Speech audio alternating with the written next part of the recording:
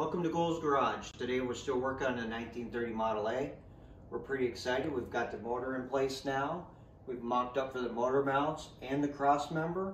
We'll take you inside the car and show you the crossmember. To get our measurements for the crossmember, we've measured from inside the frame to inside the frame, made a center mark. We've done the same with the transmission. From there, we're able to line up the crossmember with the transmission mount. This transmission mount happens to be from a Ford F-150 94. It's an overdrive transmission, AODE. We've had to adjust the crossmember by cutting some of the edges off and raising it up higher. That was able to let us have more frame support, and our mount was more in the center of the frame. We're really happy how that turned out. We'll clean it up some more when we get the body off and get ready for paint. Before we've done that, we've also made sure that the frame was level. As you can see, we had a level right up front of the frame, right here. And we have a level on top of the engine, just to make sure everything's straight. We went ahead and made sure the motor was running parallel. It wasn't off to one side or the other. We've done that by measuring the motor mounts over here, from the mount to the frame on each side. Once that measurement was determined, we tacked up the motor mounts. That was it, pretty easy. We're real excited, motor's in place. Now we're getting ready to move on to the front end. If you've watched any of our other videos, we've showed you the assembly of the front end for the Model A. We've got it put up inside the spring perch, and we just left it there. From there, we went on to build some other cars, doing some other videos. So we're real excited to get this back up and running and hopefully get it to a roller here within the next week or two.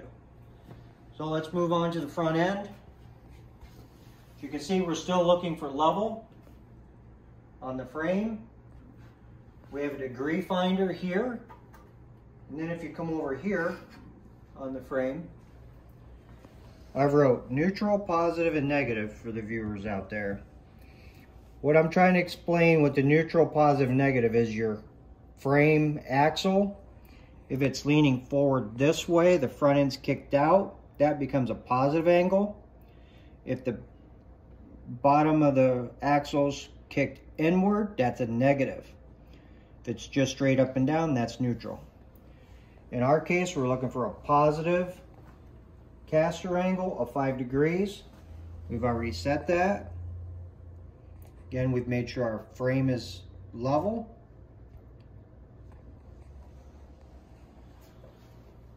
And then one other thing you want to watch for is to make sure the flex in the axle, when you're done, one side's not out more than the other. You can determine that by taking your level across and measuring your kingpin to your level on each end, and seeing if you're out here. Same on the other side. Another way to do that is to use a laser. I happen to have a laser, and as you can see, the laser's pointing at each of the nuts, so I can tell that's not off.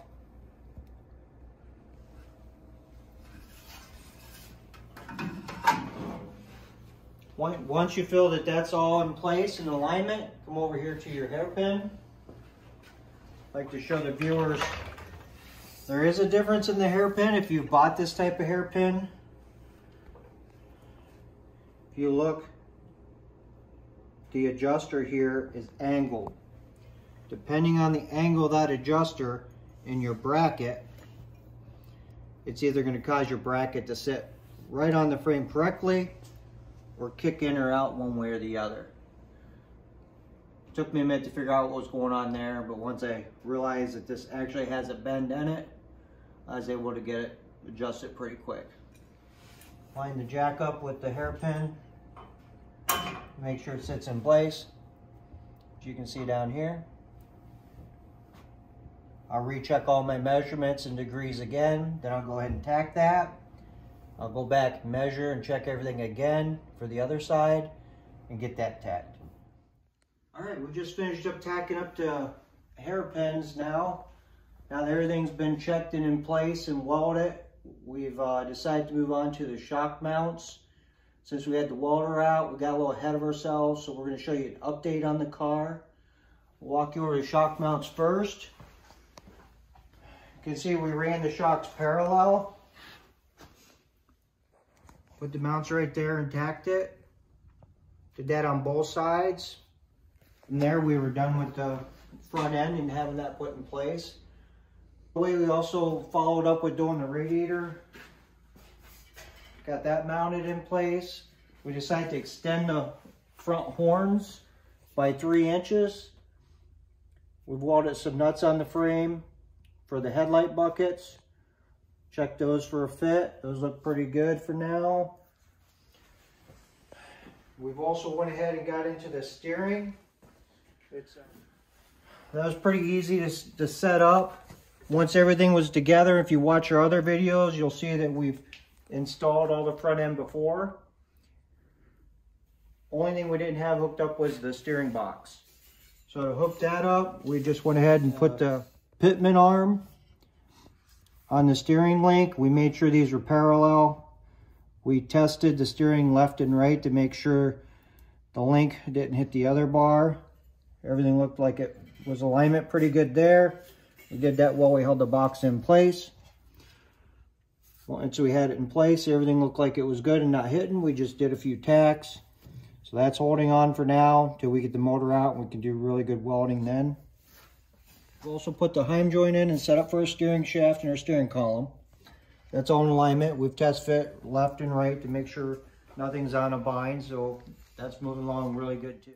We decided to have the booster and the master cylinder on the firewall instead of down in the frame.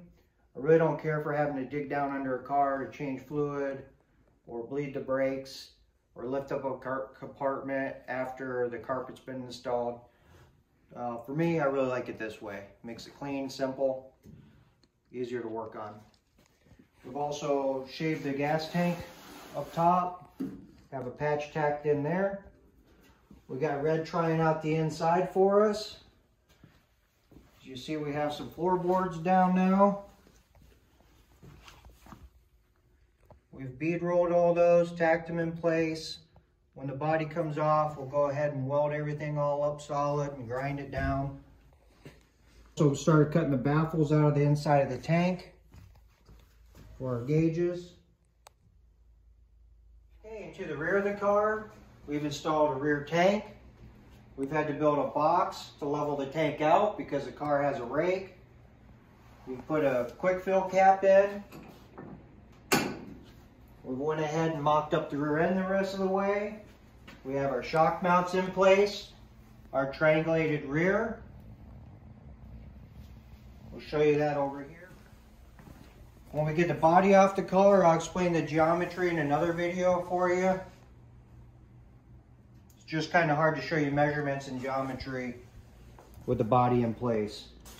We went ahead and set our shifter in place, get an idea how it's going to sit. Red showing that off for us. Our next step, we're going to start taking the body off the frame. We're going to go ahead and get the frame welded all up, sanded down and ready for paint. Get the underneath of the car ready. We're going to show you some videos of the paint process, body work. We're real excited we made it this far. We thank our viewers out there for watching our videos, for subscribing. Continue to subscribe, share our pages with your friends. We'll see you next time on Ghouls Garage.